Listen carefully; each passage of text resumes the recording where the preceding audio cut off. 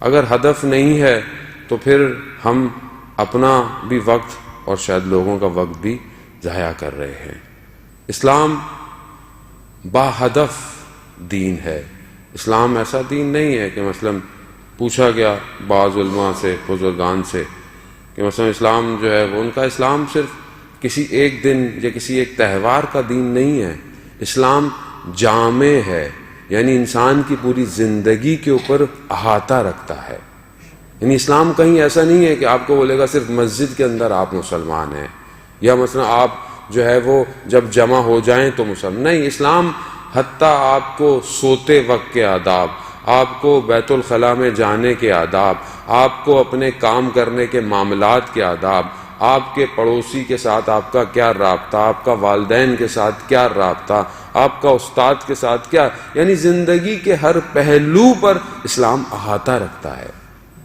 لیکن اگر ہم اس کو اپنی زندگی میں شامل نہ کریں اور ہم بھی ہو جائیں اسی طرح جس طرح بعض ادیان ہو چکے ہیں، یعنی صرف وہ کچھ ایک آدھ دن کے لیے اپنے دین کو قائم رکھتے ہیں، کہیں خدا نہ خواستہ ہمارا بھی ایسا نہ ہو جائے کہ جب ہم جمع ہوں تو دیندار نظر آئیں اور جب متفرق ہو جائیں تو اس وقت ہم دیندار نہ ہوں، یعنی یا پھر آپ یوں کہہ لیں کہ جب میں آپ کے سامنے ہوں تو آپ کے خوف سے اپنا خیال رکھوں، لیکن جب خلوت میں ہوں،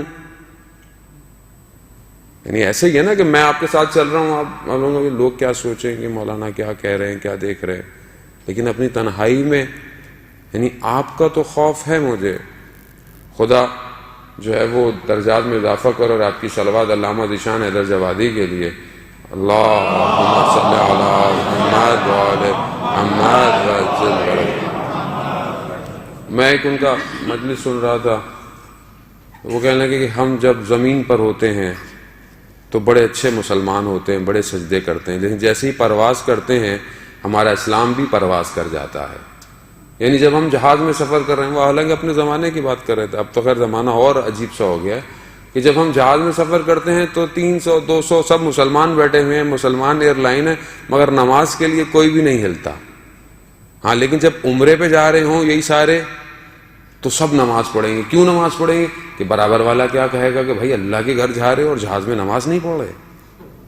یعنی کیوں ہے؟ کیونکہ ہم دوسرے کے لیے مسلمان ہیں۔ خدا خلوت میں دیکھ رہا ہے، خدا ہر وقت دیکھتا ہے۔ یعنی اصل شخصیت، اس کا بیہیویئر، اگر آپ ویسے بھی دنیاوی طور پہ بھی کسی شخصیت کو پہچاننا چاہتے ہیں تو اس کا جو اصل بیہیویئر ہے وہ اس کی تنہائی میں ہے۔ وہ اکیلا ہے تو کیا ہے، وہ سوچتا کیا ہے، وہ کرتا کیا ہے۔ معاشرے میں تو شاید لوگ ایک دوسرے کے پریشر کی وجہ سے اچھے ہوں، خلوت بتاتی ہے۔